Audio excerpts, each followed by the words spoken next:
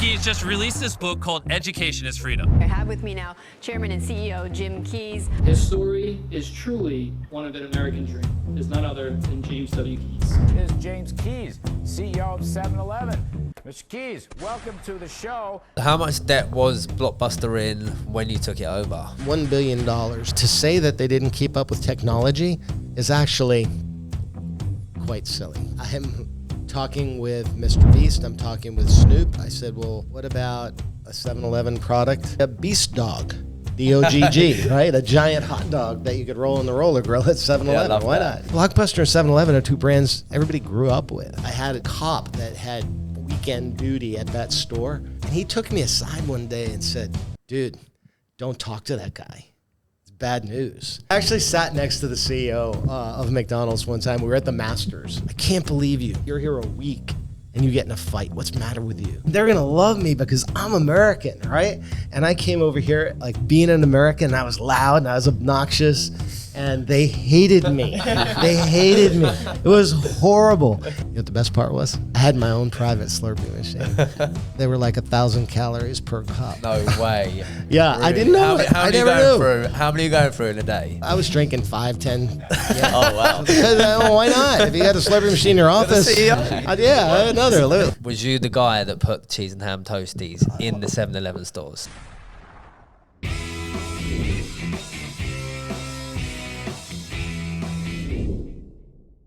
Hello and welcome to another episode of the Multipliers Club. Today we're joined by a very special guest who is the former CEO of 2 Fortune 500 companies, 7-Eleven and the famous Blockbuster, and more recently the author of a book, Education is Freedom, Mr. Jim Keys. How are you, mate? Ta-da, doing well. And he's a magician, part-time magician as well. Yeah, He pulls that out of nowhere. Came from nowhere. Well, came all the way from Dallas, in fact. I did, all the way from Dallas via Australia. Yeah, I spent some time in Sydney. Nice. How's the jet lag? I don't know where I am right now. Wallingham Village. Yeah. It's actually it was quite good. The trip from Sydney is it's about 30 hours to get here from there, and so I slept more than I've slept in a very long time, I think. Got a break. Nice break. Yeah, it was nice.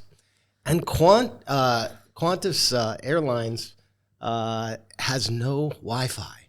Oh, such a pain. Yeah. The best place to do work is on the plane. Like, because nobody's interrupting you. You can get your head down. You can focus. Especially if there's no Wi-Fi. That was kind of a shocker. So Jim, let's go right back. Where did you grow up and how did you become the former CEO of 2 Fortune 500 companies, being 7-Eleven and the famous Blockbuster? Sure. Yeah. Well, it's kind of an interesting journey because I was an unlikely candidate for that. You know, we've got a thing in America we call the American dream. White picket fence. Yeah. Kind of. But it's the idea that anyone can do anything with some hard work and persistence and a little education. And my inspiration was actually the Apollo astronauts. I was that vintage where I got to watch them go to the moon, and these guys had no formal. They weren't from wealthy families. They were like regular guys that just used science and studying and doing well to become astronauts and walk on the moon. Today, dial forward, I'm actually privileged to be friends with a few of them.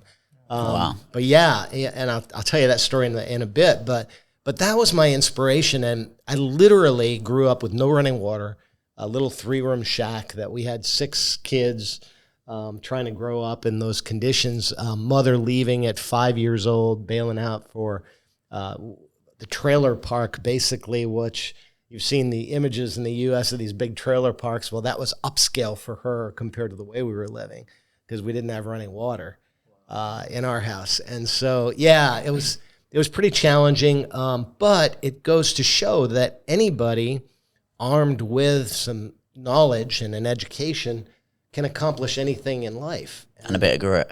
Yeah, a lot of grit. Yeah. Well, the irony is that I use that story a lot with young people because I'll actually show them a picture of the house I grew up in.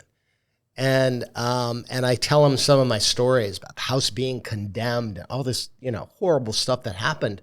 And I explain that grit that I have today, that resilience, that ability to deal with change came from all the adversity I faced as a kid.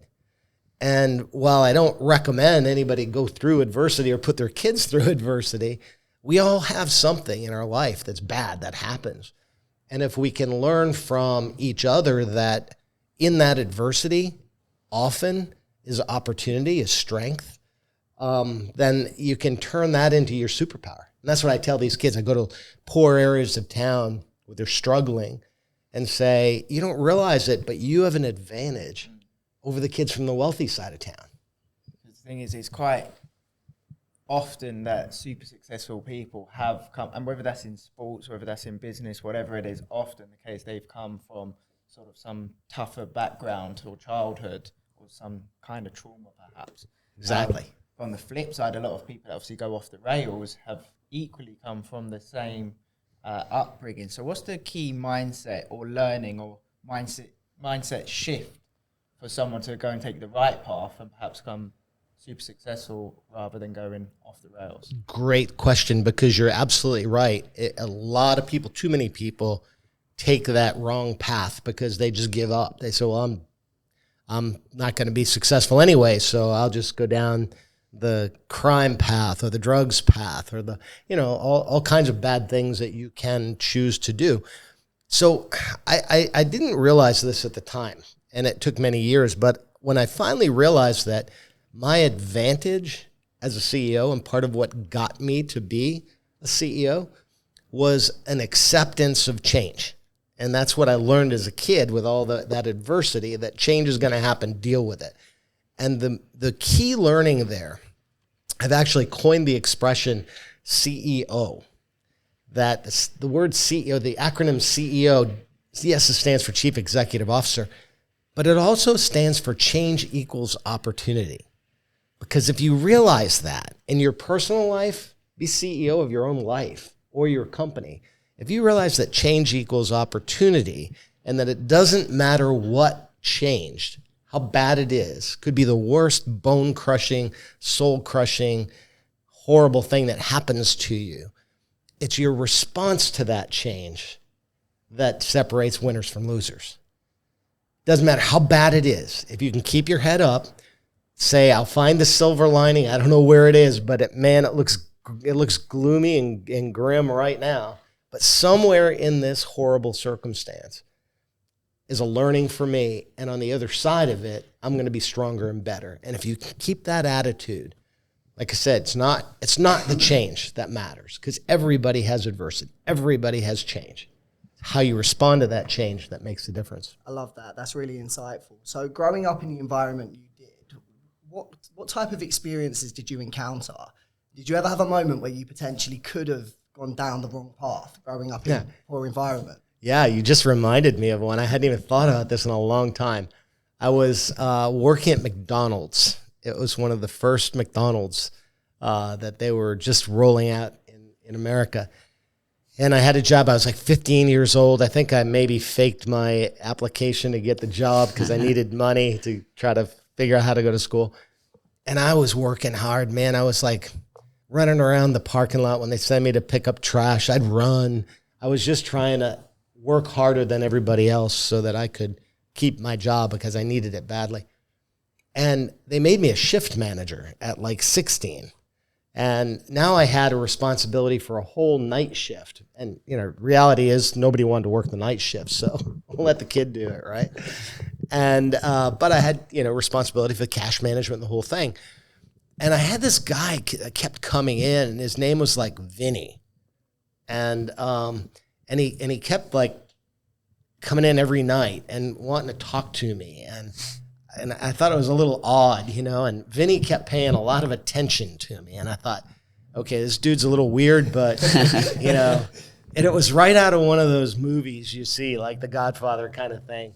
And Vinny was trying to talk me into going to work for the man. I don't know who the man was, but he kept talking about the man. Yeah.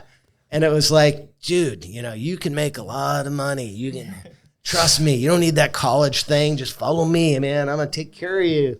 You're a hard worker. You're smart. You make a lot of money with us.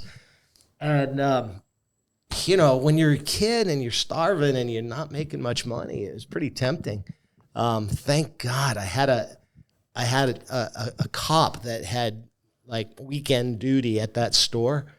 And he took me aside one day and said, dude, don't talk to that guy. It's bad news. Let me give you some background. And then I realized what I was doing. I was being recruited, basically. You're basically being groomed, really, in a way. Yeah.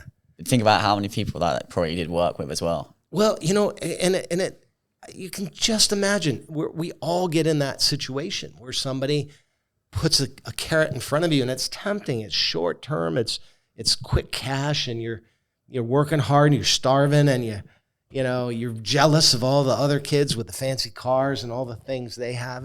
You can see how tempting it is for young people. What was it like growing up in that situation? Because I could imagine where you went to school, there was probably a mixture of kids from different backgrounds. How did that kind of shape what you potentially wanted in life, seeing that? I never really felt that I was somehow lesser. In fact, at a very, very early age, I felt like I had more freedom than them. So in our yard, we had junk cars because my dad would take cars that were abandoned and put them in our yard, and he'd strip the metal off of them and bring them to the scrap metal yard and make some money on weekends. So we had like 5 or 10 junk cars, looked like a junkyard basically, outside of the shack that we were living in. And but the kids from the wealthy side of town had these fancy game rooms.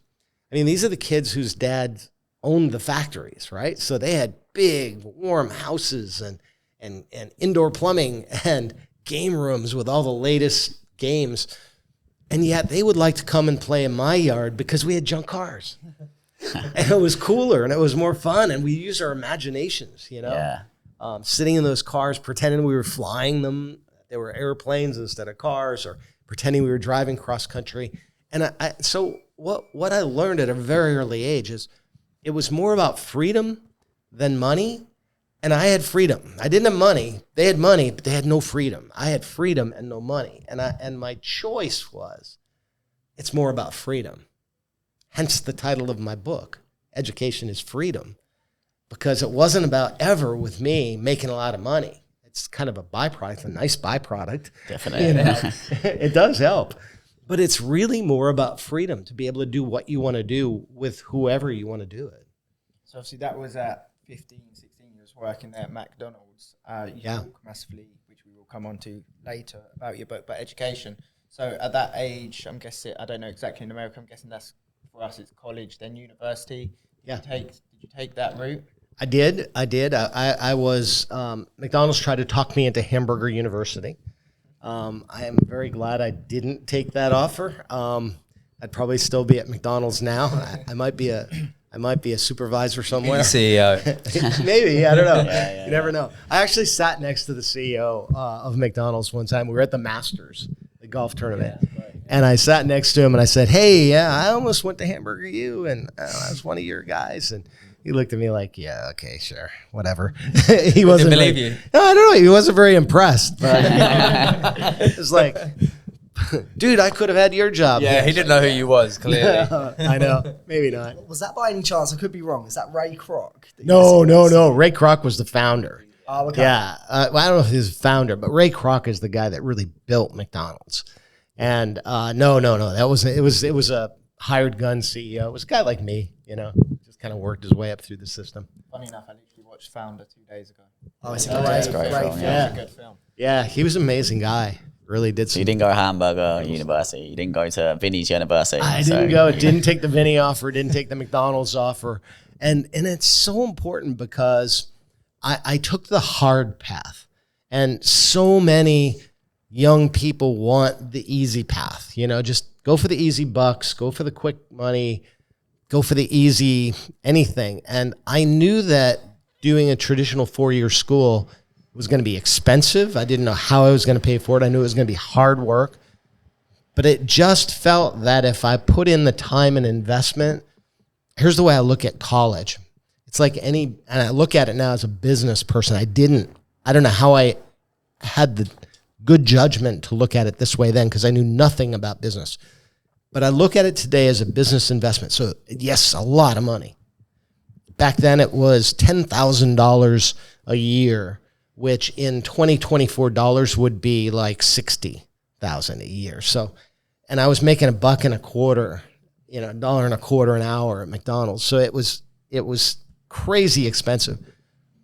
But like any business investment, you make the investment based on the future cash streams. So we run something called a net present value calculation on a business opportunity, and say if I invest in this thing and it's $10 million today, it'll never pay out if I look at it in today's dollars. I'll discount the future cash flows down to today's dollars, and then I'll make that conscious business decision based on the future income streams. No one looks at college that way. Everybody looks at college and says, whoa, it's too expensive. Well, they're looking at it in today's dollars with today's returns. Where really college is an investment in you. It's like making the most important business investment you'll ever make in your life, but it's a business investment that pays dividends literally for the rest of your life. And so that's why I'm grateful that I made that decision when I did and put myself into debt, because I had the confidence that if I come on the other side of this, it is going to be a good investment that I'm making in myself. It's really interesting because education's, treated you very well, I suppose. You went on to be the former CEO of Blockbuster, 7-Eleven. What was your goal when you were going through college? Did you always know you wanted to be a CEO of a company, or were you just trying to work it out as you went along? Like, what's your take on that? I had no idea. I already told you where I came from. I mean, we didn't have business people there. Business was like what the girls did in typing class, I was like, I don't know, business, or it was the factory my dad worked at. I wanted nothing to do with that, right? So I had no frame of reference. I thought doctor, lawyer. I don't think I was smart enough to be a doctor at the time. I kind of washed out of a pre-med program. Lawyer maybe. And then in college, someone convinced me that I should consider a joint degree, a JD MBA, a joint degree in business and law. They said, you'll be a terrible lawyer. And they would have been absolutely right about that. I would have been just bored to tears with contract work, et cetera. So, yeah. I didn't know what I wanted to do. My whole path, and I recommend this for any young person, especially college age, there's too much life out there that you don't know yet. So get as much breadth of education and knowledge as you can, which gives you more opportunity. Because the more breadth you have, and it's just the exact opposite of what people are recommending today. Elon Musk. That's what I was about to say. Like, it's the opposite to what we often hear from our guests and talk about ourselves. So none of us have been in education past, like we left school and then went to college, and then none of us went to university, which would be... We don't have higher education. No, I don't have higher education at all, no. But yeah, we call it a self-education. Yeah. So you learn on the job, you do read books, there's just no curriculum to follow, but you're still learning. Still learning. And that's a number one most important thing is constant learning, and you can't stop. The only difference and the reason that I encourage most people to choose a more formal education, most of us don't have the entrepreneurial drive and the discipline to learn on our own.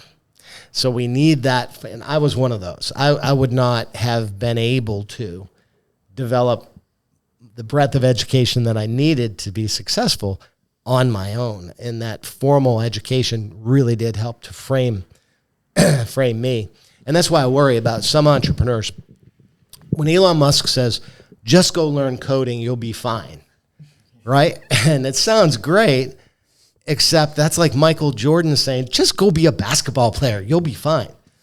Because there's only, a small percent that can actually independently be successful and learn what they need to learn. So you obviously learned a lot from going through college, university. I did. What are some of the key learnings that you had from your early careers? Obviously, you had McDonald's, and then, as I understand it, you worked in the same factory as your father. I did. So what were your key learnings from your early working years? Well, I'll give you one really interesting key learning from the factory experience, and then I want to share a university learning that came about 30 minutes from here that changed my life. I actually went to school in England. Oh, nice. Yeah. But let's get back to the factory. So my dad never wanted me to go to the factory. He was like, no, you can't have this life. It's too hard. And I saw how hard it was on him, physically, mentally, just very demanding. So I worked there, and they had this thing called piecework, which meant the more you produce, the more you get paid. And I thought, oh, man, this is great. I was an athlete in school. These guys are a bunch of old farts. I can get in here. Make some real money. I can make some real money, man. This is great. This is better than McDonald's. And I started just tearing it up, man. I was like working my butt off and cranking out numbers of, basically I was taking big blocks of abrasives and cutting them into small blocks of abrasives, like sandpaper, grinding wheels, those kinds of things. And so I was working like crazy, and the guys at the shop didn't like that, my coworkers, because I was making them look bad. Oh, yeah. And I get this big guy that came over to me one day, and he's like, son, you got to slow down. Like, yeah, it's cool. Yeah, but I'm making money for college. And he was like, son, I don't give a crap about college. I don't give a crap about you. You need to slow down. And I completely ignored him. Stupid, young.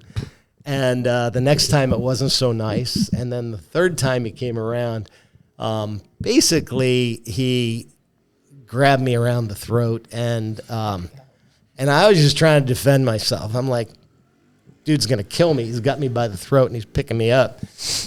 So I kind of swung back, and that was probably a really big mistake. And, this guy's a factory worker. His arms were about that big, Sounds like one of Billy's friends. Yeah, he was. Probably was. Yeah, exactly. Anyway, so, this happens in a shop environment. Everybody's like, fight. So there's like 50 people all around us, and they're all cheering us on, him on, I think. Beat the crap out of the kid, And we roll down a flight of stairs in this factory. Boom, boom, boom, boom. Down at the bottom, and at the bottom of the stairs is the foreman, like the general manager of the place. His arms folded. All right, you two, break it up. And so he grabs me and drags me off to his office and says, I can't believe you.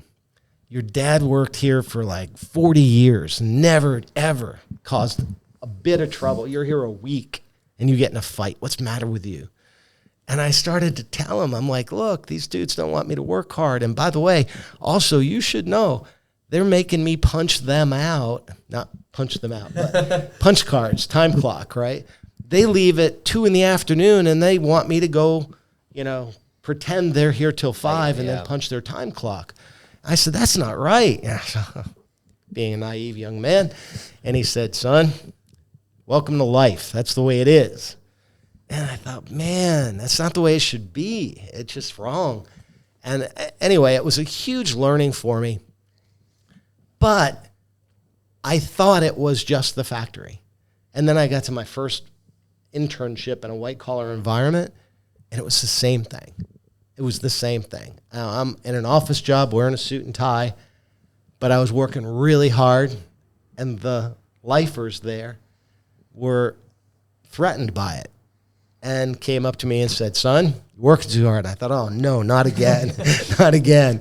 I'm not going to get in a fight with these guys. I could probably take them. You win that one. Yeah, I'd probably win that one, but I'm not going to go there. You see that quite a lot, though. People just want that easy life, and they're just coasting, and then you're working hard, and other people working hard, but you're showing. You see that in the office environment big time. You see that you see it in school. Yeah. The kid that raises his hand is the one that the kids pick on, right? And you see it in the work environment. And it's really unfortunate, but people, and the root cause of it is fear. Somebody thinks that you're going to make them look bad, and you're going to take something from them. You're going to make them work harder. because you're working so hard. Now they're going to have to work harder. And it's just sad that it's fear-based, but it was huge learning for me. And it encouraged me to find environments. And that's why as entrepreneurs, you guys don't have to worry so much about that.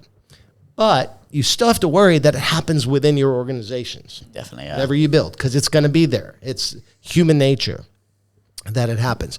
The more you can crush fear in the organization, eliminate that fear, which is ultimately what causes that kind of behavior, then you can be successful. I'd love to get your take on this as well, right? Because you're absolutely right in what you're saying. There's a large amount of people that do just want to coast through life. You've experienced it a lot in school, your previous workplaces. Why do you think that might be as to why so many people just settle for averages and just getting by? I wish I understood that. I think we're all wired a little differently. But I think many of us lose confidence in ourselves along the way. We don't believe we'll be successful. Somebody's told us we're not going to be successful. And so we just give up, and just want to coast as a result. It happens a lot. You see it start in school where perhaps someone's not getting good grades and then they just kind of give up and they start to coast. And then they get jealous of those who are doing well and don't want them to succeed because now it feels like they're losing something in the process. It's just, sadly, it's kind of human nature. The challenge of a leader then is to recognize that's going to happen. And there's only two ways you can respond to it. You can weed it out. You can find those people who really aren't going to carry their load. Jack Welch, the former CEO of GE, was famous for his idea that every year you'd go in and cut 10% of the organization. Just take them right out.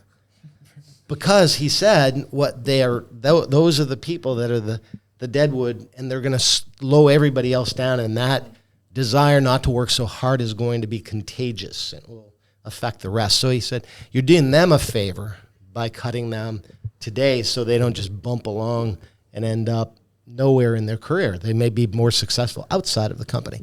So he was very famous for that.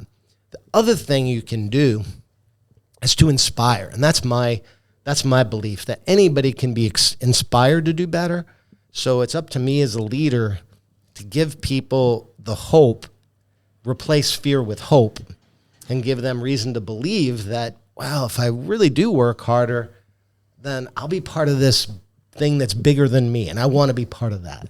So that inspiration, I think, is the better and do you do solution. that mainly on an individual basis, or much more by making sure the overall company vision is as clear as possible? Yeah, I'm terrible with the individual. Honestly, that's not one of my skills. People skills is not mine. You have to know what you're good at and what you're not. I'm terrible at people skills, individual 101. But I do think I can craft a vision, a dream for the future that people can get excited about and want to be part of. So that's what I've always used. So you've obviously learnt this throughout your career and moving forward, obviously talking at the end of the career. Yeah. But if we go back to the beginning again, so we've had McDonald's, we've had the factory. Yep. And then we've just got obviously an evolution. When was your first, because you're very entrepreneurial, clearly, when was your first, and have you ever, actually, this is a question I was thinking, previous to working at 7-Eleven and working your way up, have you ever had your own maybe small business or like entrepreneurial experience? So we commonly talk about selling sweets in the schools. We all done it. Did you have an experience similar to that? I did. My first, I had the selling sweets for Boy Scouts or whatever it was, those kinds of things. I don't think that was very instructive as a kid. It was more something you had to do, so you did it. Yeah.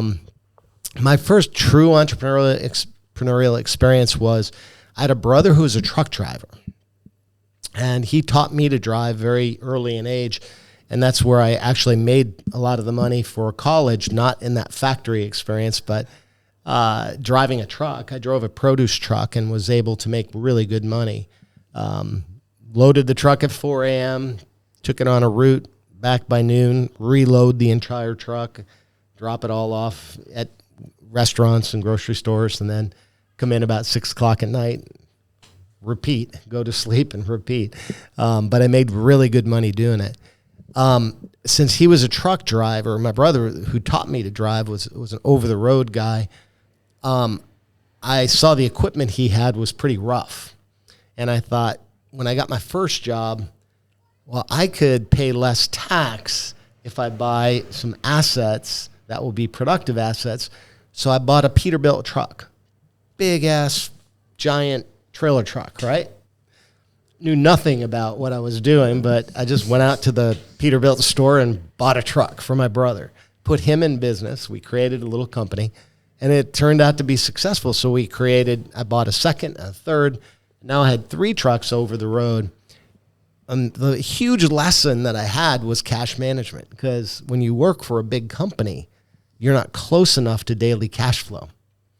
I joke that big companies don't know how to spell EBITDA, earnings before interest, tax, depreciation, et cetera. It's just an acronym, but big company people are basically looking at their budget or their income statement. They're not looking at true cash flow.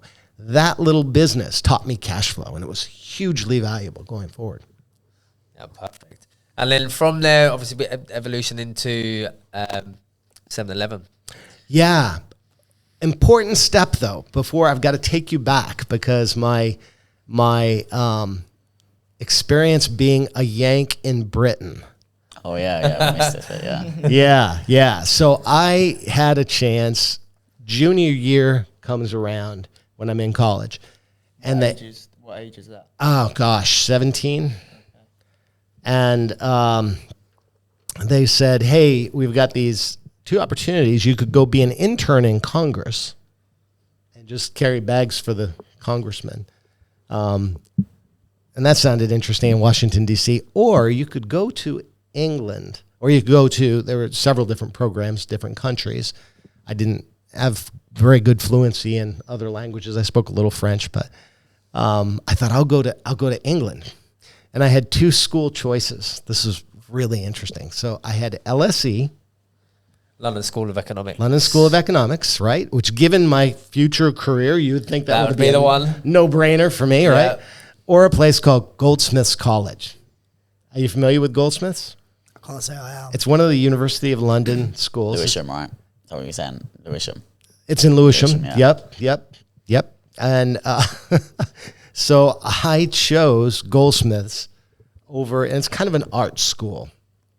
That's what they're famous for. I chose Goldsmiths over LSE.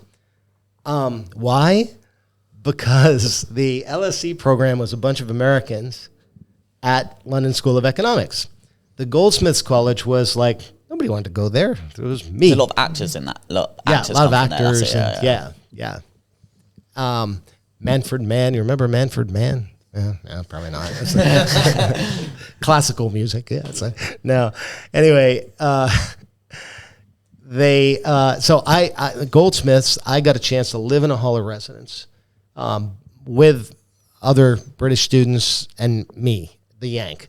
And I thought, that's what I want to do. I'm going to go, and they're going to love me because the only Yank. Yeah, and they're going to love me because I'm American, right?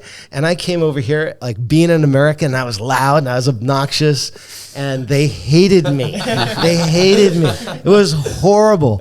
And I'm looking for a hamburger. I couldn't even find a hamburger. All it had is Chippies back then, right? And I'm like, oh, I can't eat another fish and chips. Yeah. They were on every corner back then, right?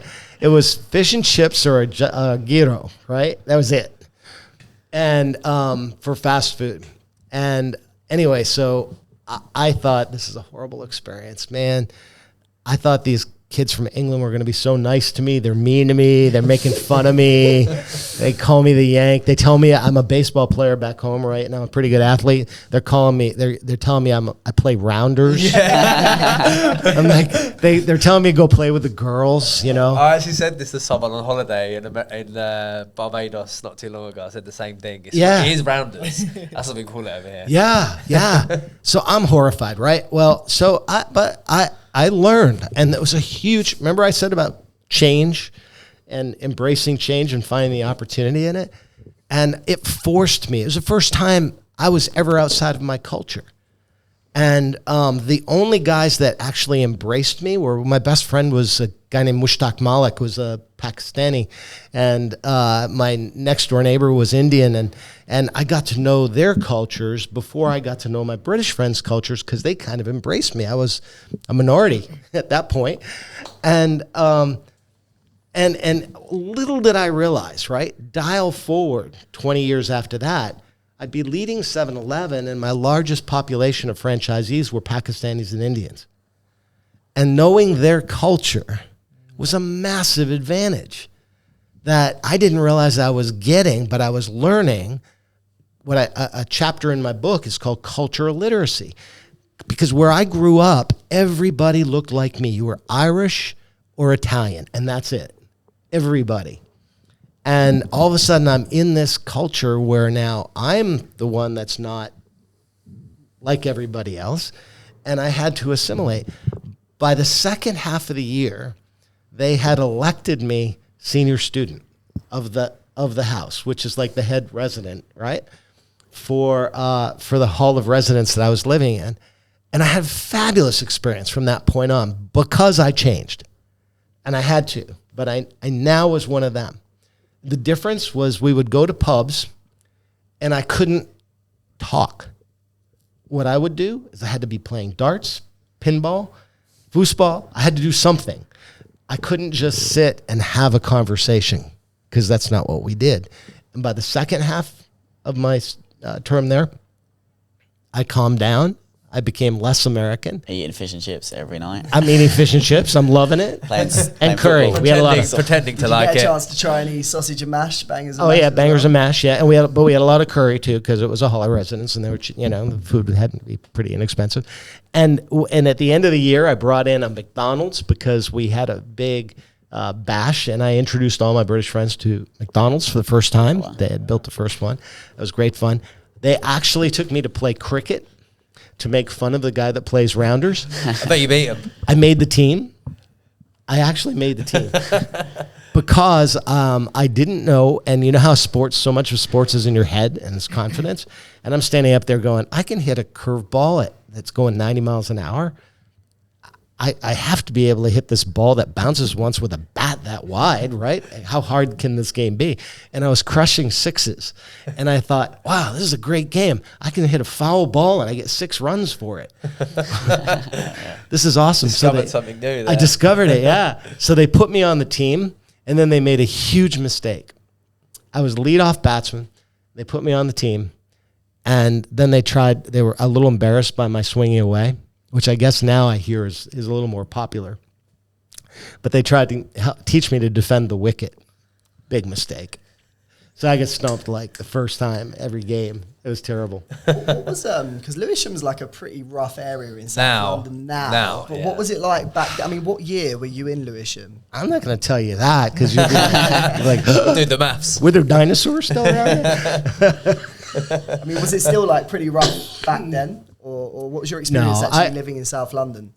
First of all, you have to keep in mind, I was oblivious. I didn't know. I didn't know dangerous from not dangerous. It was a city, and it was the first time I'd ever even been in a city. So, to me, it was fine. I never had any issues at all. I have heard that it was. I tried to take a taxi back there once, and the taxi wouldn't take me there from the west safety. side. Yeah, I know. I was clueless. I didn't know that the area was tough, and I understand it has gotten to be a little bit tougher. But it was just a fabulous. I can't say enough about the experience, and I encourage everybody to get that cultural literacy that I describe in the book, because the more you can surround yourself with people that aren't just like you, even if you have to suck it up and be friends with an American. You won the Brits over in the end, by the sound of it. Well, they won me over. They won because I was the one that changed, and I began to see. I grew self-awareness and began to see the difference in my behavior versus theirs. And it wasn't right or wrong. It was just different, and I assimilated, which helped a ton. So would you suggest people in their late teens, early 20s, getting abroad and doing something, working abroad, education abroad? Strongly recommend it. It was truly a life-changing experience for me. I went back home a transformed person. I'm matured probably 5 to 10 years because of that experience, because you're in a different environment, you're on your own now, and it forces you to truly grow up very quickly. And so, yeah, I strongly encourage it for young people. Yeah, I think I've got quite a few friends at the SEC who have moved abroad, or we have a lot of people now from the UK wanting to move abroad. A lot of people going to the Middle East and Dubai, and Australia. Yeah. And Australia. Australia is a big one. And this, it's something we wanted to do, but obviously you tie yourself down with a business as well. I think the older you get, the harder it becomes, because you Yes. only get more responsibility, your career progresses. So would you say it's important to do it as early as possible? As early as possible, yes, because it does get more difficult when you have obligations and family commitments and a job, those kinds of things. But it's so critically important because, the world is a rapidly shrinking place. And I know there's a lot of trend toward nationalism and people wanting to build walls around their country and keep everybody else out. With technology, you'll never go back. With technology, the world is a shrinking place every day. By the time the next 20, 30 years for you, where you are now in your career, it's going to be critically important for you to develop these cultural experiences. However you get them, you don't have to live in another country. But the more exposure you can get to other cultures and the more you can learn from other cultures, the more valuable it will be. Because you will be doing business with Chinese. You will be doing business, like it or not, you will be doing business with the Middle East. And it's just inevitable. So the more you can learn, it's like my experience with my Pakistani friend when I was here. Hugely valuable when I got into the professional environment at 7-Eleven. I could not have predicted that. Me and Sam have just hired our first American. Yep, he's in California. Awesome. He's a really talented sales guy. We're trying to scale into the USA as we speak, which is exciting for we run a marketing company. Yeah. So it's pretty exciting. That's Time great. difference is crazy though, right? Is that 8 hours behind the UK? So when it's like 3 p.m. my time, he's Just waking up. Yeah. Yeah. Yeah, that's it, yeah. So how did you go on to become the CEO of such a huge corporation like 7-Eleven? There are a whole host of things. I use 3 examples that I talk about a lot. I've got a video out there that has gotten 35, 40 million views with me saying the keys to success and what I use to get to leadership at both 7-Eleven and Blockbuster are change, confidence, and clarity. And I've already talked a lot about change, but the ability to embrace it is easy to say. It's hard to do. Most people resist it. And so your ability to embrace change throughout your career as an entrepreneur, and I call it an entrepreneur if you're in a big company or in a small company, you still have to be an entrepreneur. Well, you can't embrace change if you don't have confidence. And fear is the biggest killer. I've mentioned killer of careers, killer of companies.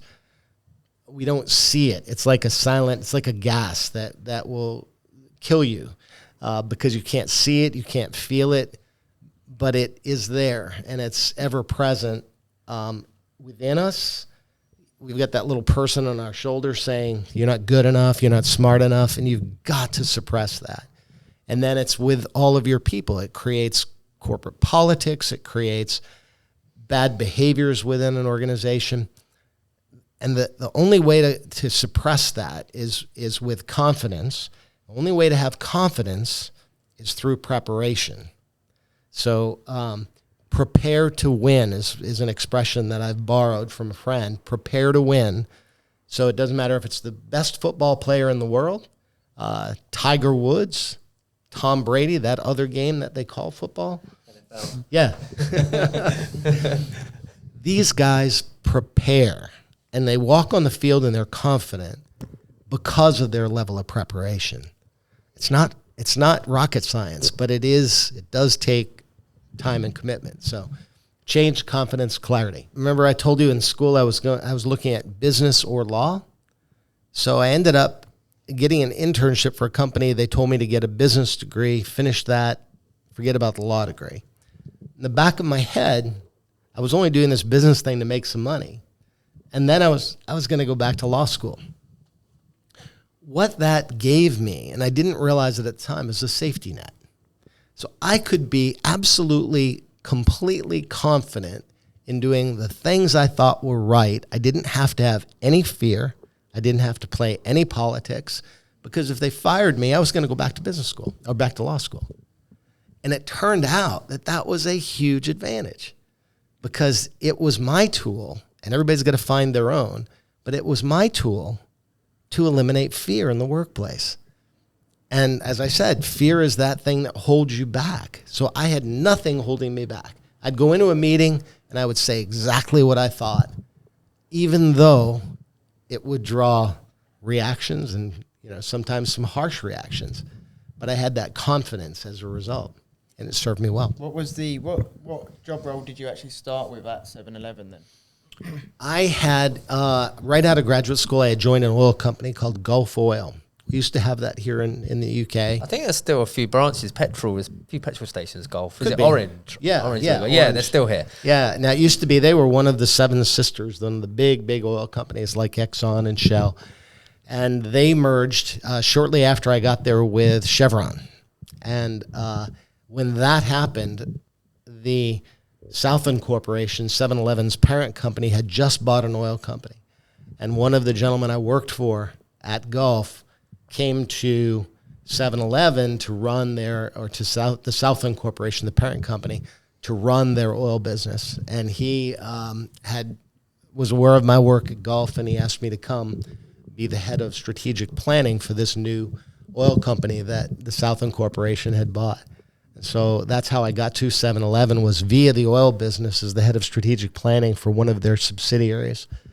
We then sold it, and they asked me to stay on and run the retail gasoline business for 7-Eleven. I was probably 23 years old or something like that, and I was running a $5 billion retail gasoline business because they thought I was an oil guy. Wow. They had no idea. I mean, I worked for the CFO and planning function at Gulf. So. That's a lot of responsibility at 23, right? Yeah. So you feel like you kind of, in my head, it was a case of, you go and you start as a cashier, then you work up. See, there's 20 different roles before you become, your position that you're in at 23. Do you feel like it was right place, right timing? A little of that, but it was also, if you are going to go the formal big company route, then education is so much more important, because at 7-Eleven, many people had come up through those ranks, and it's a long, slow, tedious grind. I came in with a master's in business administration from Columbia University, and no one had that degree within the 7-Eleven Corporation. So it was a point of differentiation for me. And I had a set of tools that would let me do an analysis of a situation, an acquisition, or develop a strategic plan. I had a set of tools that I learned that others just didn't have. So I had a huge competitive advantage. And that's why, again, formal education depends on what your path is. You want to be an entrepreneur? Not as critical, but if you want to go into a big company, at some point it's going to be a pretty strong point of differentiation. Yeah, definitely. No, I agree. So when you've, so at the age of 23, head of strategic planning. Yeah. Is there, throughout your career there, is there one memorable moment that you have?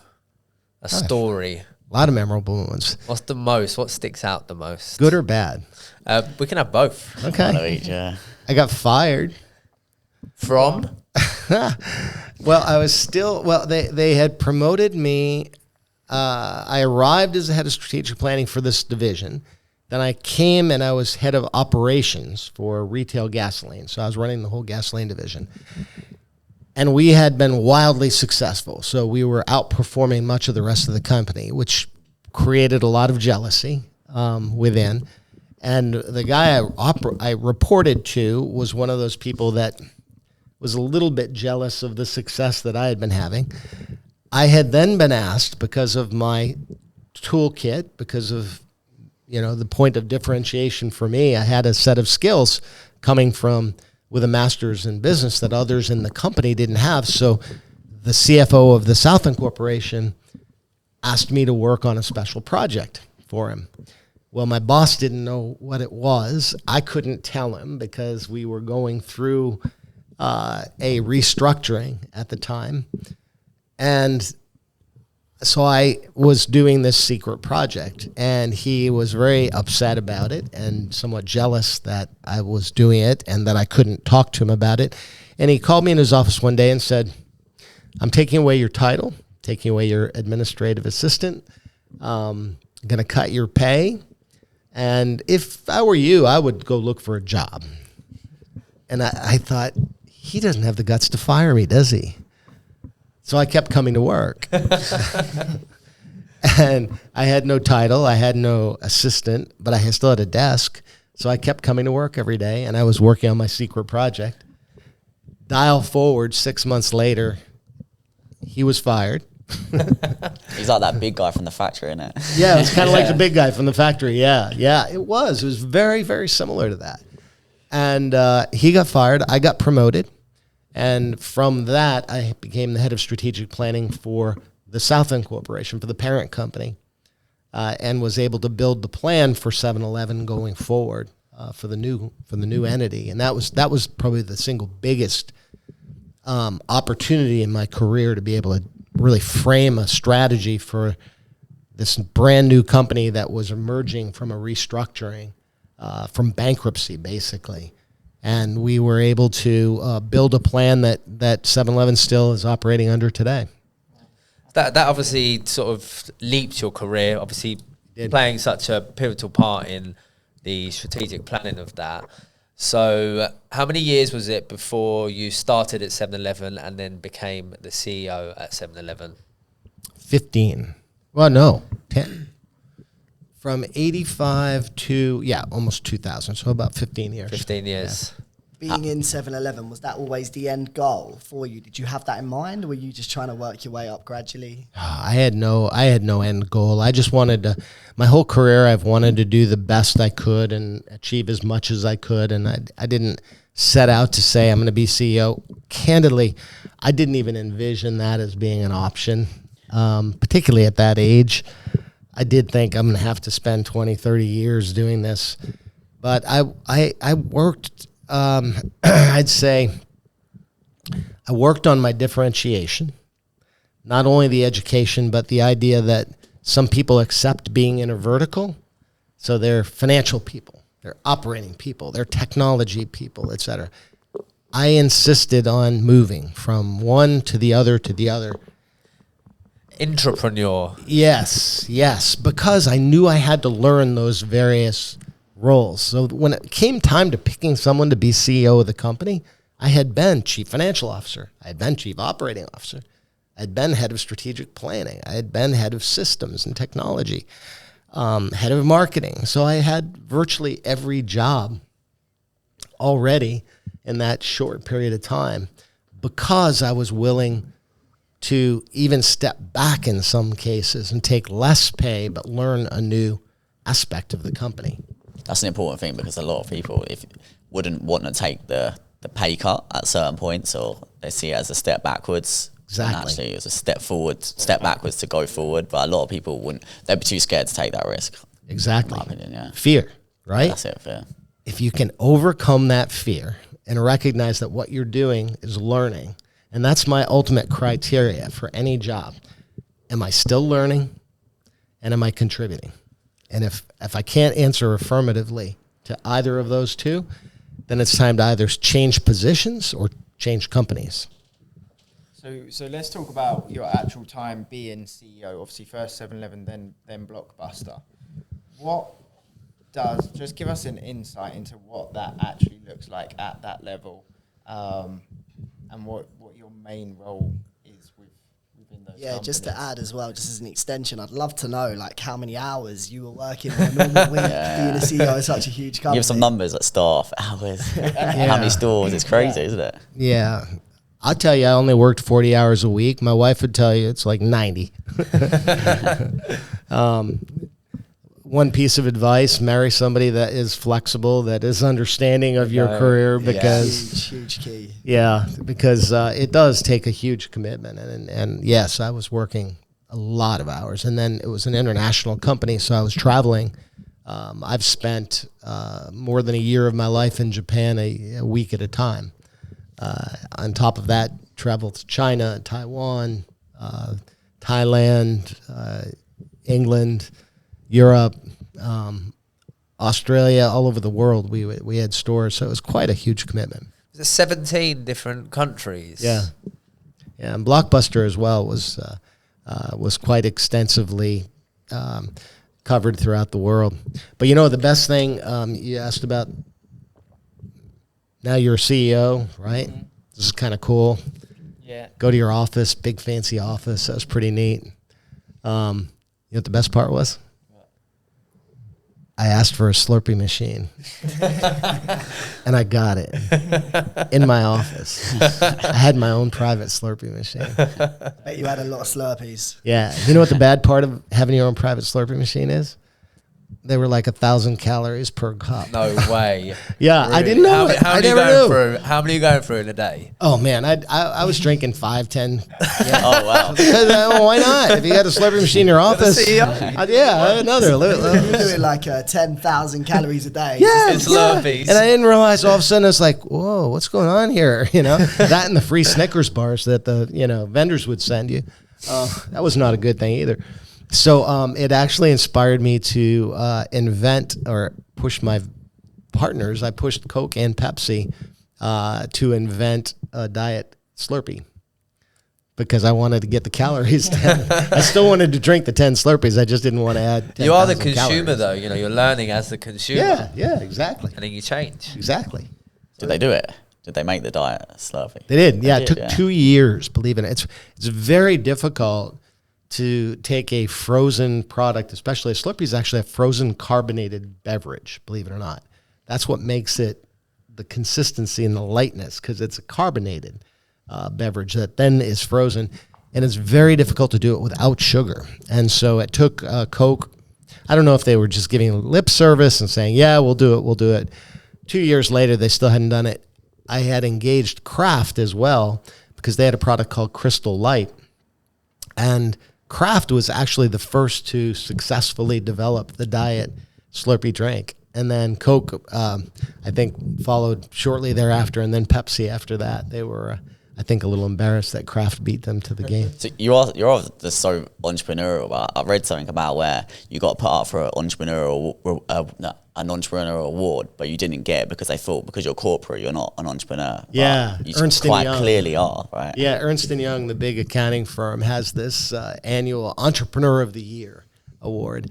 And our partners, our firm division in Dallas, Texas, put me up for the award thinking, oh, this is going to be great, because they would give the award in Hawaii, I think, every year. And they thought, well, we're going to go to Hawaii because we're going to ride Jim's back all the way. He's surely going to win. They had been familiar with a lot of things we did to transform the company.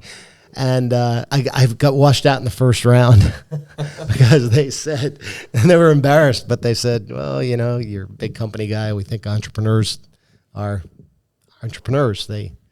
It's inconsistent with somebody that runs a big company, which I don't think. I think an entrepreneur is an entrepreneur, and big companies need entrepreneurs just as well as startup companies. Most of the Fortune 500 company CEOs be entrepreneurs?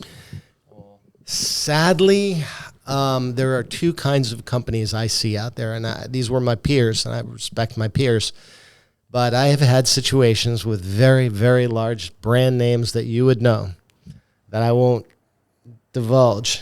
But I've been in the office of a peer CEO who looks me in the eye and says, you think I'm going to try even testing that crazy new idea with you, my largest customer? He would say then, I'm not going to bet my career. I'm not going to put my career in jeopardy. You think I got to this nice office by taking dumb chances? And when you have a conversation like that with a peer, it's very disheartening because you want them to be smarter than that. At least fake it with your largest customer, right? But it's reality. You get people at every level of organizations where fear sets in, and they're afraid to make change. I think entrepreneurs do drive the economy forward, because if you think about business, just from a broad 40,000 foot perspective, commerce is all about change. And something changed at some point, and somebody came up with a solution for it, right? Some caveman said, hey, look at this fire. And somebody, probably his wife, said, put that out. You're going to burn the house down, the cave down, right? And somebody else said, wait, we can make a lot of money on that. And that was the entrepreneur that came in. That still happens today. Some change happens, and an entrepreneur says, we can do something with this. Let's leverage it. And someone else says, no, and they're afraid of it, and they want to squash that. So yes, it's the entrepreneurs that drive commerce, because the beginning and end of all commerce is change, and somebody responding to that change in a fashion that gives them an advantage over somebody else. We know 7-Eleven for its cheese and ham toasties. Great toasty. So was you the guy that put cheese and ham toasties in the 7-Eleven stores? I was going to ask that. I wish I could say yes. No, I can't. You let us down, Jim. Oh, I know. Was you there when the idea come about? Or I suppose it's just something that's there, and it's just... Yeah. It's just got social presence. That's what it is, I think. It's social presence, yeah. In the United States, we had a product called a taquito that would roll on the roller grill. And I brought that one to 7-Eleven. But then there are a lot of new products that I did, but I can't claim credit for the toasty. I really wish I could. I was eating about 3 of those a day in Thailand when I was there. Yeah, they're good. What would you say is the biggest challenge of being a CEO on that magnitude? Like, did you ever come close to thinking this is just too much, I want to quit? Or did you ever go through times of burnout? Or did that never really ever go through your mind? No. Mic drop. No, I can honestly say I woke up every day grateful for the privilege of having that role. You can do so much good in the world from the role of CEO. And I think this is what a lot of people miss. They think about it as just a commercial venture, capitalist venture. It's just all about making money. But it's really not. It's you have a voice and an ability to do good, whether it's adding jobs or the philanthropic efforts that you have in the community to help young people. I created a foundation at 7-Eleven called Education is Freedom, the same title as the book. And in 20 years, we've put 500,000 young people through that program. Wow. Kids that wouldn't have really known how to go to school or get out of poverty. And we've given them opportunity. And you can do those things from the helm of a large corporation. So, yes, I saw it every single day as a privilege and just a new adventure around every corner. It's a really interesting take, because I believe if you really enjoy what you do, you're so much less likely to burn out. Whereas I feel like entrepreneurs that just chase money, that's not a big enough reason why. And I feel like maybe that's why a lot of people fall off, right? So it's inspiring to hear you really you were passionate about what you were doing. Yeah, it's just not, money is a way of keeping score. It's a metric. And yes, shareholder value is the ultimate objective of the corporation.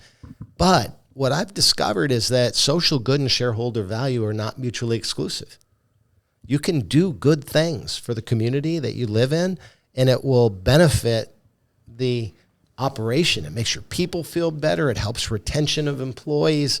It helps your shareholders feel better about the company, improves your image in the community.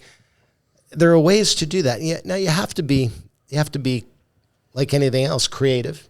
And one of the things I would try to do is find a return on investment on my philanthropic efforts. So when we created this foundation, for example, we had a problem with recruiting and retaining employees. And it was very expensive. We had 100% turnover at store level every year. So we said, well, let's go into these public schools and let's show the young people a path to employment, and they'll be more loyal than just somebody we hire off the street, because we help them get through school and get to a job that it's making more money than they would have made otherwise. And it worked. And we were actually able to measure that return on the money we spent to try to build that program. So it's a win-win-win, right? Win for the company, win for the shareholders, win for the community. That's incredible. So let's talk about Blockbuster, right? So Blockbuster, for me, and all of us were talking about this before you came in, was a huge part of our actual childhood. Childhood memory, massive. Every Friday, I remember going to Blockbuster with my mum, picking out a couple of DVDs, the popcorn bags. So how did Blockbuster come about for you then? What was your intro into Blockbuster? During my time at 7-Eleven, I learned the power of technology to transform companies. And we literally used, I mentioned 10 years of same-store sales increases that fueled the improvement in earnings and improvement in shareholder value. And that came from technology. We embraced technology and didn't use it to replace people in the store, but instead we empowered people at store level to make better decisions with technology. So after selling 7-Eleven, I was looking at the landscape and said, what companies could use technology to be transformed? Blockbuster, of course, leaped out as an opportunity. They had done some things that really were putting them behind the power curve. And I saw the opportunity first to take them private, because transforming a company in the public glare is very difficult, exponentially more difficult. We did it at 7-Eleven, and it was hard.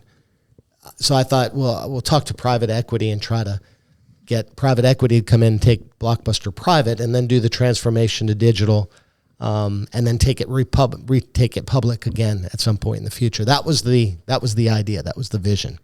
So is that why, like, Elon Musk is keeping Twitter or X now private, because he's going to do big changes? And exactly. Then do you think he'd bring it back? Exactly.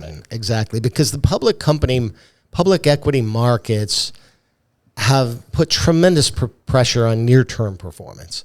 And if you've got a transition like Twitter or like Blockbuster, it was a 5-year at best turnaround to be able to get the digital program in place, have Wi-Fi catch up in the community, which wasn't back then, and to be able to do it. And so we knew that would be more difficult as a public company.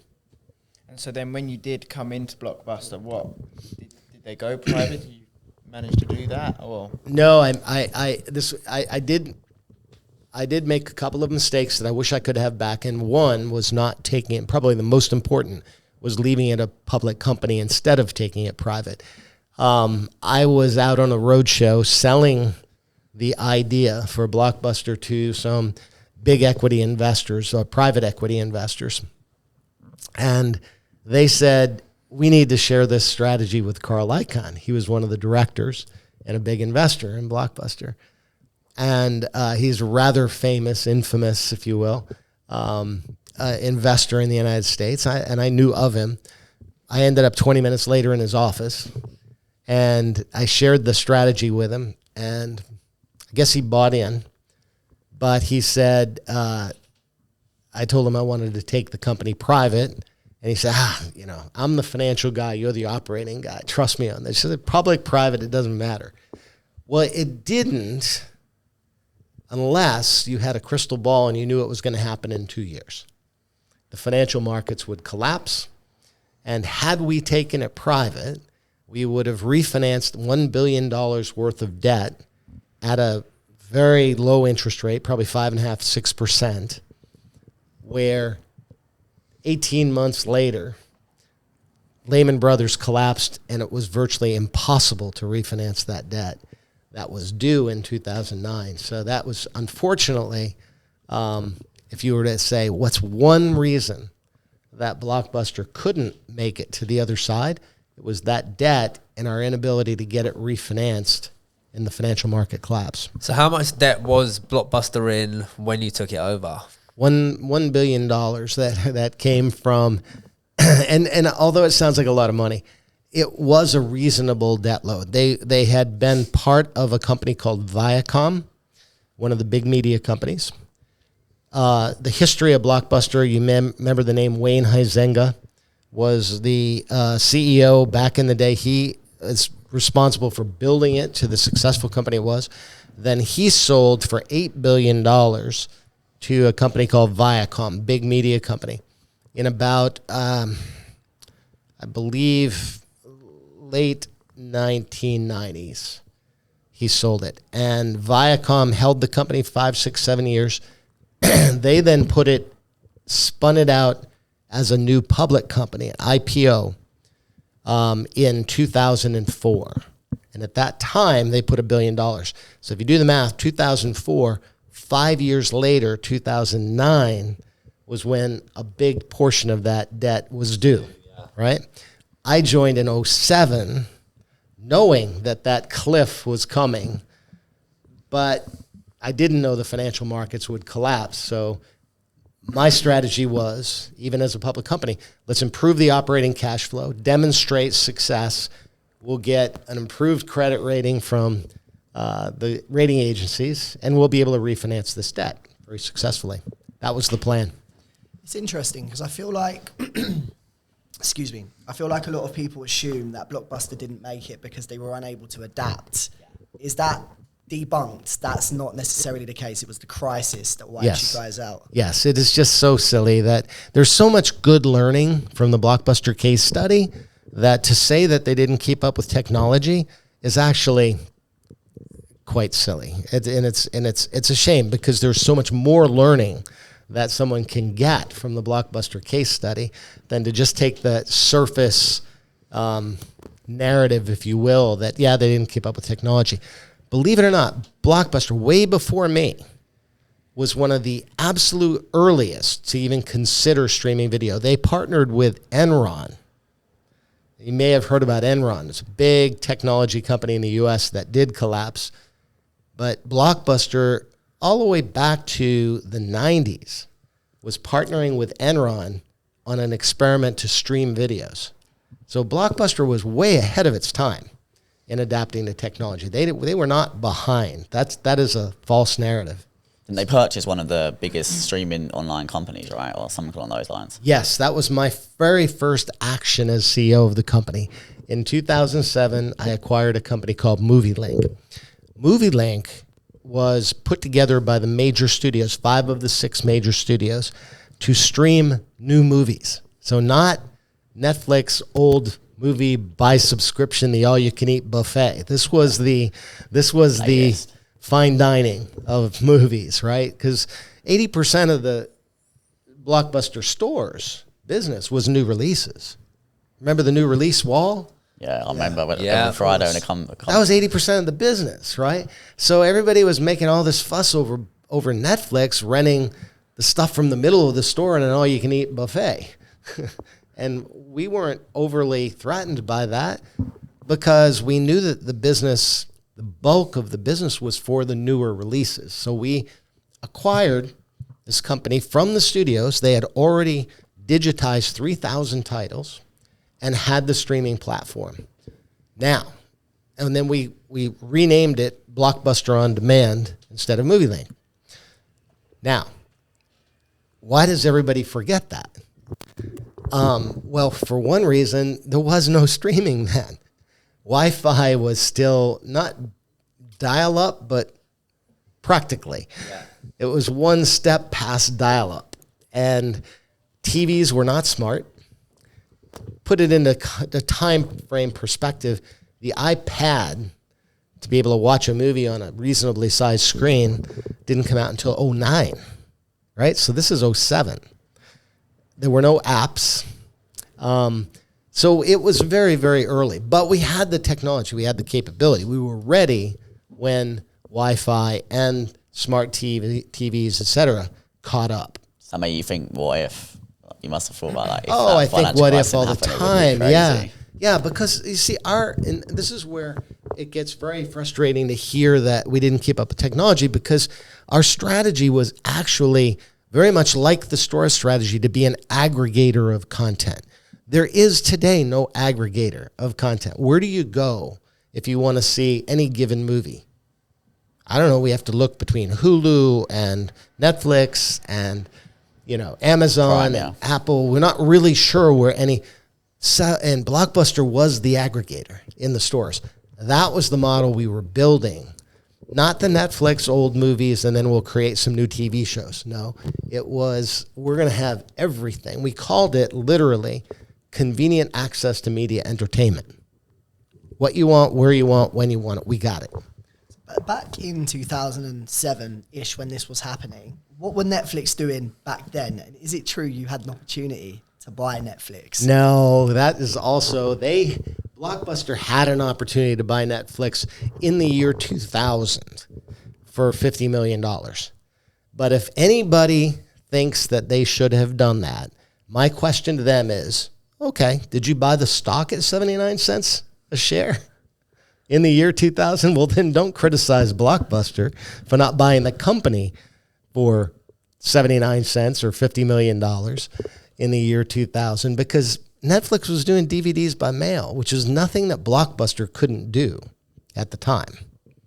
So did they have the opportunity? Yes. Did they turn it down? Yes. Was it probably the right decision to turn it down? Yes. If they bought it, Netflix probably wouldn't be Netflix then because of the financial crisis, right? It may be potentially. It's as well with you guys. Who knows? The real answer is you don't really know. So what you said, obviously the $1 billion of debt for Blockbuster was actually reasonable, and they was keeping up in terms of technology. So what lessons are there within that case study for? Remember the three things that I gave you earlier: change, confidence, clarity, right? So there are lessons in all of that. Change, I set out to transform Blockbuster, and then the whole world changed. Financial markets collapsed. As CEO, I had to pivot. To take the focus away from the business transformation and now focus on survival. We had to refinance the debt. That was the only thing that mattered at that point. Second is confidence. I had to have the confidence to keep going. I could have left. If I left, the company probably would have liquidated. That was the easy answer. Just shut it down, make it go away. And so I had the confidence to stay with it and find strategic partners. Dish Network, who ultimately bought the company. I was talking to Google. We had other strategics. Clarity, I could have probably done a better job in building confidence in my stakeholders. So the real culprit behind Blockbuster's demise and the reason that they had to ultimately file was not the bank debt. It was the credit terms. Now, this is a bit technical, but Blockbuster had 90-day credit terms. In other words, buy a movie, rent it 20 times, and then pay for it 90 days later, right? That's a pretty good cash flow machine. And that meant that Blockbuster's debt was a problem, but not a critical problem because the operations could still continue. Get it in 90 days' time. So. You had plenty of time, right? But fear crept in.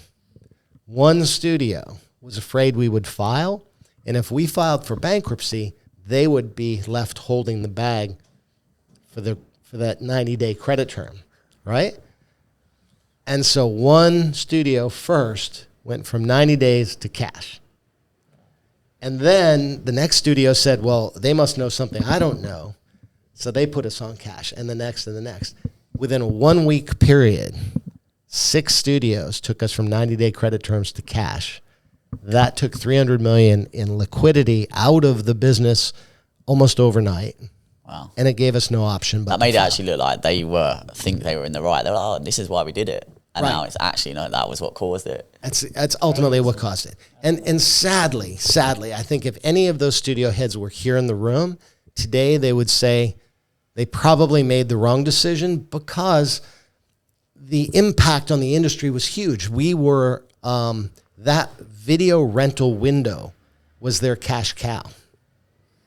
they made for so many years. They made money at the cinema, and then the next window was that video rental window. And when they forced Blockbuster into a Chapter 11 restructuring, that window virtually collapsed, and they lost a lot of money as a result. They shot themselves in the foot. Yeah, They pretty much shot themselves in the foot, yeah.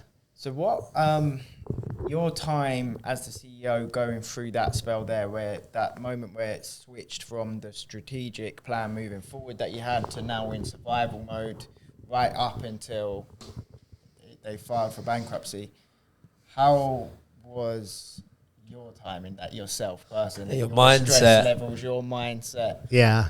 It's probably the closest thing to being in war that you could have in a corporate world, because you've got incoming from all directions. You've got the press on you. I showed up in the New York Post, which is a big newspaper there in America. I showed up in a half-page, full-color picture with a Pinocchio nose. No. Oh yeah, it wasn't pretty. Front page? Yeah, no. In the business section or something. But Pinocchio nose, not pretty. It was just they photoshopped it, and they the headline was something like "Block Busted" and "Liar, liar, pants on fire," because I had been telling the investment community we're not going to file. We had 90-day credit terms from our vendors. We were fine. We were going to have to struggle with refinancing the debt, but we'd be fine. And the rumor that then came out was that we were going to file, which is what caused the media then to do that. And that media panic or media attention to the possibility of filing for bankruptcy is what then caused the studios to panic. It caused Google to pull a deal, which would have been a massive game changer for Blockbuster. The media done that a lot over the years, right? It happens. Yeah. It happens. But, I don't blame the media. That's what they do. It's their job to... How did you feel in that moment at that time when you flick the newspaper open and you see that picture? I didn't actually read the newspaper. I started getting emails from my buddies in New York saying, dude, nice nose. I was like, it's bad enough in real life, man. It's like... I didn't need him to make it worse. Jeez. So yeah, here's the lesson in that though. In every one of these, I keep talking about change, right? And crisis and all that stuff. There's a lesson in that. The lesson that I learned from that experience is it's not personal. You could take it personally. I could have had my head down and said, oh man, this is awful. I want to quit, blah, blah, blah. It's not personal. It's business. It's not about me. It was about selling newspapers, and it helped sell newspapers. So I had to get over it. So did you leave your time at Blockbuster? Once you left and you had time to reflect, how did you feel? Obviously, things didn't go to plan, but did you still walk away feeling proud of what you had? Yeah, we saved. The effort and job you put. We had a successful restructuring. We beat the debt investors who wanted to liquidate the company, and we protected 19,000 jobs, gave Blockbuster a chance to see another day because Dish Network was actually a good distribution partner. What people don't focus on, it was really the next 3 or 4 years that Dish decided to shut Blockbuster down. It wasn't the restructuring that caused Blockbuster to shutter all its stores. Dish Networks ultimately changed strategic direction and decided that strength of Wi-Fi wasn't there, that what they thought they could do with streaming wasn't yet viable for the consumer, so they just pulled the plug on it. There's still one Blockbusters left, right? Yeah, up in Bend, Oregon. Have you been up there? I have not. I'm going to go up. I'm going to do a podcast from up there. Yeah, sick. Yeah. That'll be fun. Yeah. Are you going to host it? Maybe. I may. I like the sound. I may. Bringing it more up to date now. Obviously, I've got your book in a hand. If people can see you watching it on YouTube, Education is Freedom. Good looking cover. It is a good looking cover. Yeah. It's talk to us about this book. What inspired you to write this? I am the product of this expression, education is freedom, because I literally grew up, and had it not been for education, I would probably be a truck driver or, doing a trade, which would have been fine. I would have made money, but I wouldn't have freedom. And that's the whole difference. I look at my brothers and sisters, and they have fine lives. There's certainly nothing I could be critical of. But man, I have so much more freedom than they do, having pursued a different path. I can go anywhere in the world, mixed with all kinds of cultures, and I'm comfortable as a global citizen because of that education. And who's the target audience of this book? Target audience set out to be young people because I wanted to reach young people like me who were being told, oh, college is not for you, education is not for you, just go get a job. And there are a lot of young people that are in that position right now. And I want to reach out to them and say, look, there's nothing wrong with going out and getting a job, but never underestimate the power of learning to open up doors. Even if you're going to be an entrepreneur, the more you learn, the more doors will open up and the more you can do. And so far, obviously I've seen in terms of the marketing side of the book, getting the message out, getting this out in the right hands. Some of the partnerships. if anyone follows you on Instagram or takes a look following the podcast, you've got Snoop Dogg pinned there with a blunt in his mouth and your book in his hand. Yeah. You've got Mr. Beast. Free blunt with every copy. Yeah. No, I never said that. You got Mr. Beast, the most successful YouTuber right now. He's there with a copy in his hand. How have you gone about that? First of all, I had zero social media following about 6 months ago, other than friends and family. I did the usual Facebook, Instagram thing. But I learned that, again, with any business, change is opportunity, right? If I want to reach young people, I needed a social media presence. So the very first thing I did is I hired a 22-year-old who came in and built me a social media presence. And she's been phenomenal because she literally has introduced me to a number of influencers.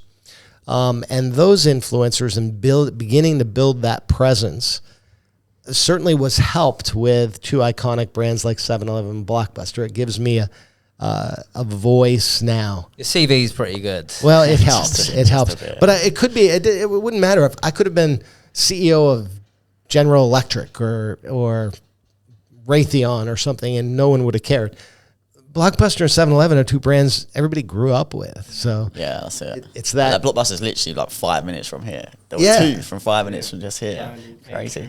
Well, it's that. I think that helps, particularly with that younger audience. So I built this social media presence, and then I started getting inbounds from others who wanted to partner and do things. So I was fortunate to meet Mr. Beast as an example, and had the opportunity to work with his people, Mr. Beast Philanthropy. And by the way, here's Jimmy Donaldson, 26 years old now, started when he was 14, created an amazing platform with 260 million subscribers, 260 plus million subscribers. But I give him so much credit because what he did, remember I mentioned the power of a CEO?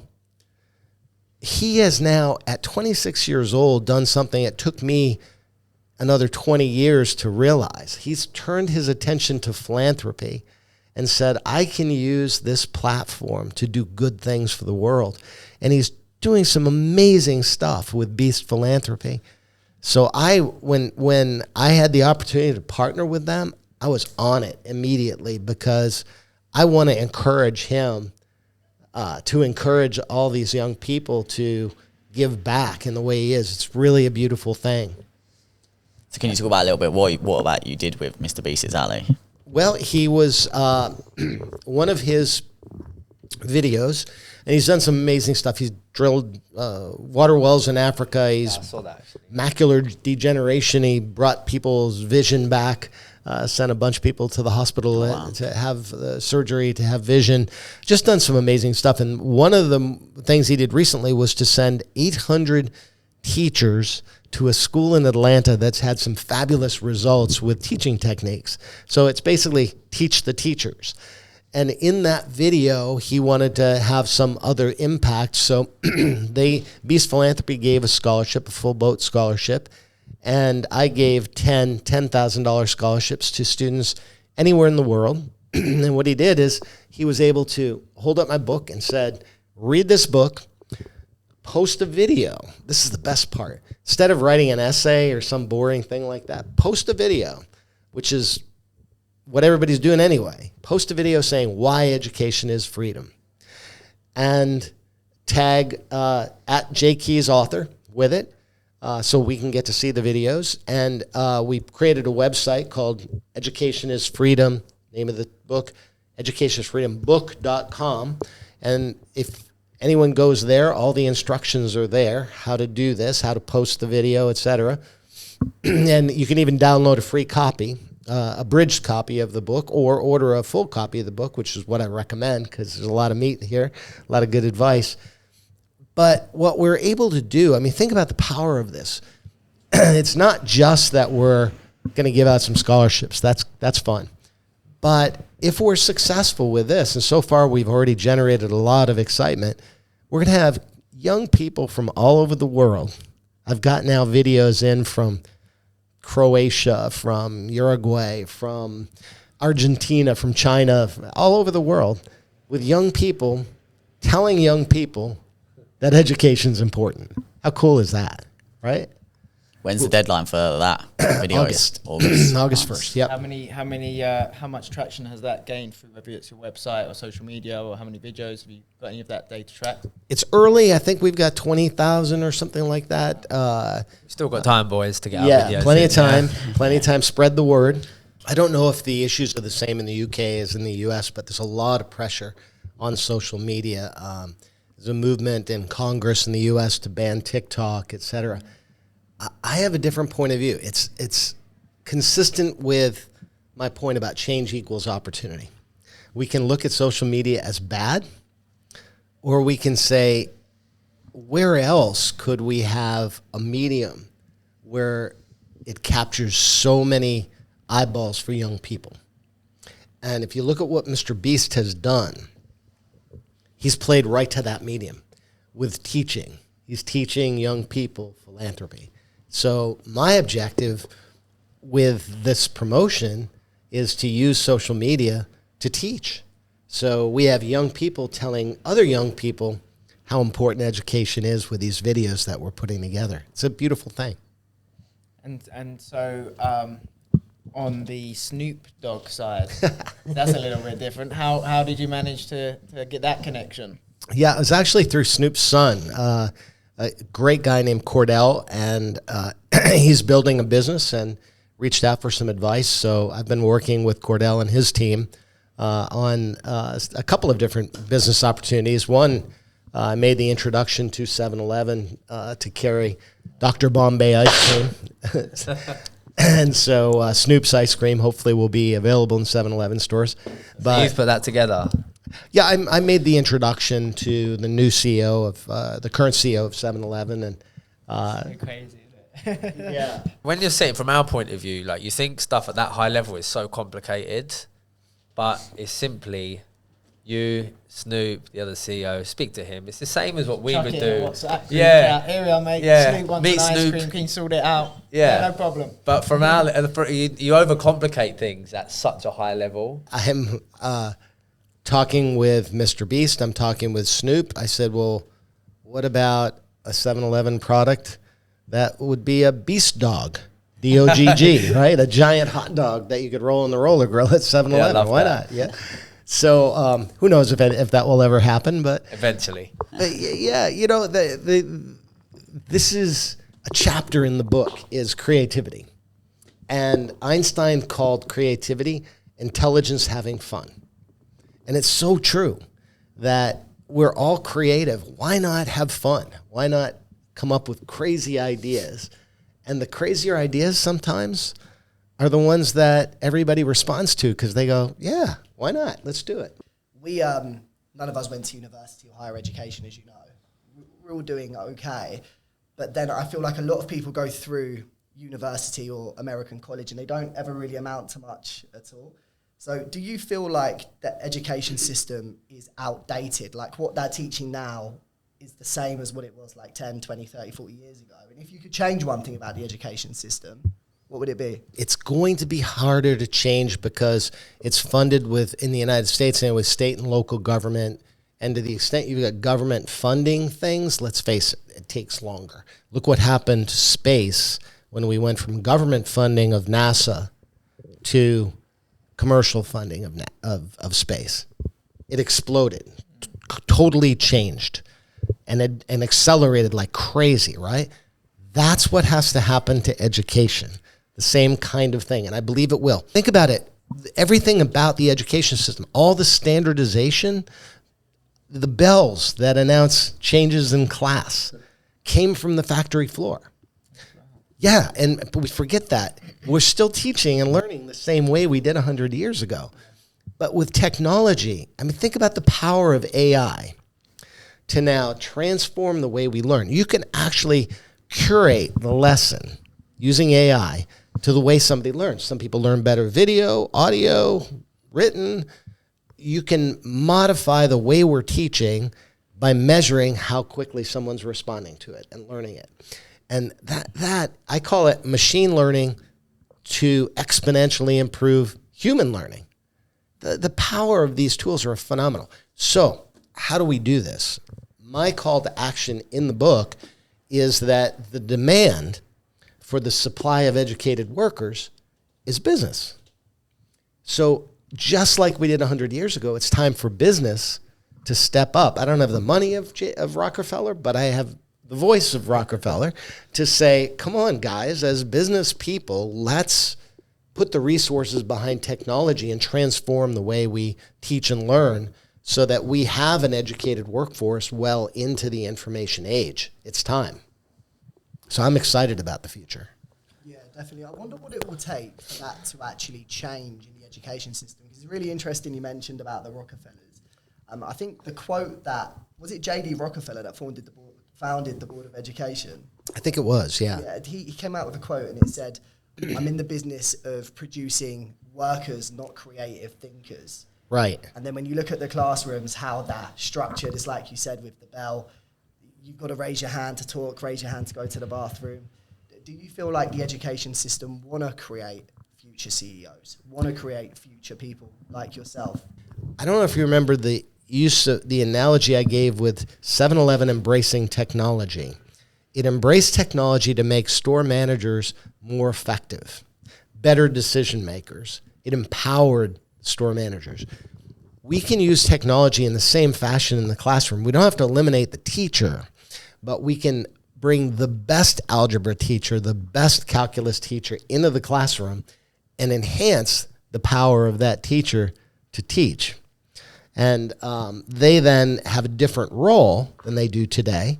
They can become more of a curator of content, a concierge, if you will, of content. But I do think we can supplement the traditional teaching methods with technology in a way that can transform the way we teach and learn today. So that's on the education side. In terms of just the wider market, what's your thoughts and opinions around AI? Have you been having any involvement with it yourself? I've been an early adopter of AI. I worked on a project with a group out of Southern California, University of Southern California, to develop. We have a Holocaust survivor, as an example, in the Holocaust Museum in Chicago and one in Dallas. And you can actually put a microphone in the audience. It's a hologram. The Holocaust survivor is actually passed, but he's a hologram on stage.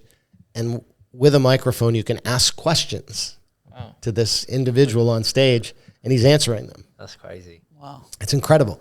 This was a very early adoption of AI. This is maybe 10 years ago that we were doing this at the University of Southern California. I brought some of the Apollo astronauts to the table to have them go through this experience. We have the famous owner of the Dallas Cowboys, Jerry Jones, has done this, and at one of his facilities in Dallas, You can actually ask questions to his hologram and have him answer them. So yeah, I'm excited about the future of AI. I don't think most of us have any idea the power of this tool, for good and for bad. But I'm more excited about the good. I think there's going to be massive improvements in human learning that come from this. Apple have just done a partnership as well with OpenAI, which they announced. I think it was announced yesterday. So that's going to be clever as well, because again, your phone is for learning, really, if you use it the right way, and there's going to be a lot that it can be able to do. It is. I've just got a question based. It's actually two questions in one, based around your own education. So, question number one: do you think that you would have been CEO had you not got a master's degree at 7-Eleven? And do you think that somebody could be the CEO at 7-Eleven without having a formal education? Simple answer, no to the first. I don't think I could have been or would have been. Yes to the second. I think someone could today. I'm going to give you a very practical response, though. And I think this is what's missing, is the practicality. We are in a period of time when, yes, you can learn anything you need to learn from the internet. What you can't do is have that measured. And so for the next period of time, 10 years, maybe it's 20 years, there is going to be, at least with large corporations, more of a formal process to vet future candidates for CEO based on traditional measures of things like education. Yeah. It's going to be hard. I mean, think about it. You're on the board of directors, and you've got a CEO candidate, off the charts smart. But did they go to school? Where did they go to school? It's going to be a consideration, and it may not be the game-changing ultimate decision maker, but I think, again, it's all about differentiation. And if one person has it and the other person doesn't, all else equal, upper edge. Yeah. We've each just got a question on three different things. One's just our advice on, our thoughts on, and a this or that. Luke, start your side. What do you think is going to be the biggest change in the next 10 years? Can be technology, or the wildest thing you think we're going to see? Yeah, I think AI is obviously going to dominate the news and dominate change with what happens. It's just, again, most of us can't even wrap our heads around what's possible under a world empowered with AI. So I'm very excited about it. Brilliant. And last one for me, what's the biggest thing you've learned in the last year? I have learned social media and the power of social media. I knew nothing about this whole new channel of communications, and I'm excited about it. That's why I'm here today. I love what you guys are doing, and you're the cutting edge now of communications. None of us know how or where this podcast adventure will lead, but it is the current medium that is the way to communicate now. So my question for advice on is, as entrepreneurs, like I get what we call it shiny penny syndrome. Yeah. So We've all got it. We've all got a serious case of the shiny penny syndrome, and it's something new, something different. Yeah. You were very focused. Obviously you were an entrepreneur and you moved from different positions, but you're very focused on sort of 7-Eleven and the vision, and obviously Blockbuster. How do you kind of deter shiny penny syndrome? I'm just as guilty. I call it squirrels, chasing squirrels, a new squirrel all the time to chase. I don't think there's anything wrong with that. I think I saw my job as always chasing the shiny pennies, because that's how you embrace change, because something's always going to change and there's a new shiny penny to be able to go chase. But here's the key. You've got to surround yourself with people that can manage the rest of the business and let you go chase that shiny penny without the rest of the business tanking as a result. Yeah, I appreciate that. And my this or that question is, would you prefer to be the CEO of 7-Eleven, or did you prefer being the CEO of Blockbuster? That's like saying, which of your babies do you like best? That's true. Both. They both had, I loved every day of 7-Eleven because with that platform, the innovation opportunity is massive. But Blockbuster was such a grand experiment in embracing change and technology. It was so exciting. And I do believe that it could have been today far superior to what anybody has, because no one is the aggregator today of all that content. I think had we pulled that strategy off, it would have been fabulous. So they're both great. I'd love to just kind of get your take on what's the best approach that a UK company can take, which is, don't get me wrong, we're not a blue chip, but we are somewhat established with good reviews, etc. What advice would you give us to gain a market share in the US? And we don't want all of it. In fact, I'll take 1%. Let me give you some advice from experience. I worked with Tesco. I have huge respect for Tesco, the big British retailer, about their entry into the US market with a chain called Fresh and Easy. They were going to take what is ultimately the Metro store, not the Tesco Express, which would have been a smaller box, but the Metro store, 10,000 square foot kind of store, to the U.S. They built a warehouse in Los Angeles, and they tried to test product assortment. And then they took that product assortment from one test store into 200 stores out and about L.A. What they missed is the United States is not one market. And this is where people coming into the United States make a mistake very, very often. They think of us as like the UK, much more of a homogeneous market. The US market can change one corner to the other corner. And so Tesco ultimately failed in that challenge. I had a chance to take those assets from them and try to keep those stores open. But what I discovered is the uniformity of approach was their biggest enemy. They weren't able to pivot and change product assortment neighborhood by neighborhood by neighborhood, or in your case, perhaps selling techniques, one state versus another state versus another state. The United States is a patchwork quilt of so many different cultures, so many different unique areas. Each state is very different. And so my recommendation is be sensitive to that and try to avoid one size fits all. That's a really interesting piece of advice, and I appreciate that because without going into mad detail, I've already seen what we might need to change based off that. 3 states that are innovating right now that are good for business, what would you say they are? A lot of people are moving to Texas. Big tech hub now, right? It is. I think Texas is a good dynamic state, going through a lot of change, but I think it's good. I think California is underestimated. Still has huge opportunity as a state that can embrace change. And I would say probably it'd be a toss-up between Florida and New York as the next stop. Nice. Yeah, that's interesting to know. New York and Florida are just 2 areas that's more like a passion project for me because I just love the idea of the areas. So really appreciate that. And the last question I've got, the majority of our listeners are in their mid to late 20s, early 30s. What advice would you give individuals who are working hard to be the best versions of themselves? Change, confidence, and clarity. I am a broken record, but I absolutely believe that your ability to keep your antenna up for change. Most of us have our antenna down. We just bump through life, and we're not being receptive.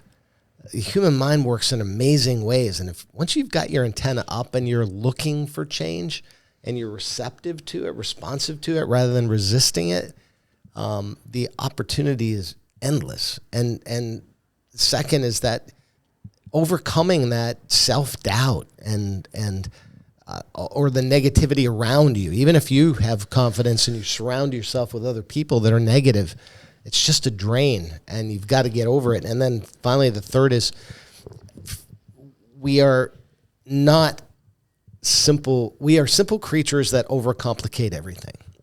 So that clarity of communication, both inbound listening and outbound communicating, is is very, very, very important. So those are really the three things I would recommend.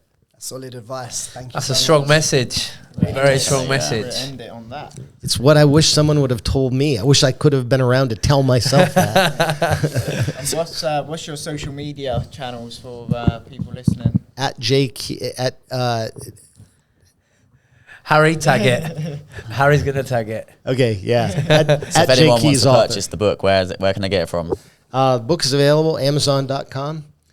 Should know that. And on Audible as well. It is on Audible. So we can listen to your lovely voice. You get my voice, put you to sleep. Don't listen to it in the car because you may crash.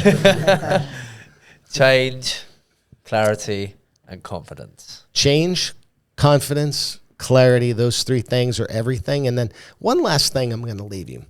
I don't know if you hear this, but there is a lot of criticism today of Gen X, Gen Z, that age group that people are saying they just don't want to work as hard, et cetera, et cetera. Are you hearing that in the UK? Yeah, for sure, yeah. Okay. Ignore it. It's a bunch of grumpy old farts like me that people said that about us. We weren't the greatest generation, right? And it's just a bunch of noise. What the reality is every generation is different. My generation, I guess, I hate to say I'm a boomer, but I guess I'm probably a boomer, right? But we weren't the greatest generation. So we had our own insecurities and our own issues. And they looked at us and said, oh, what's wrong with these, pot-smoking, long-haired hippie freaks, right? They were critical of us. So dismiss all that. And here's the reality. This current generation has access to technology that no other generation has had. And you've got a mindset, I think, that's healthier than any other generation before you. When it comes to work-life balance, you guys live more and recognize the importance of living, not just working, not just studying. And so that's actually a strength, not a weakness. I see that as a strength. And I have lots and lots of hope that your generation will change the world in a positive way. So my recommendation is block out all that noise about this generation, be proud of it, and prove them wrong by using technology, embracing change, having the confidence. Don't let that negativity affect you at all, and make the world a better place. Thank you so much. It's been an absolute Really pleasure. appreciate it.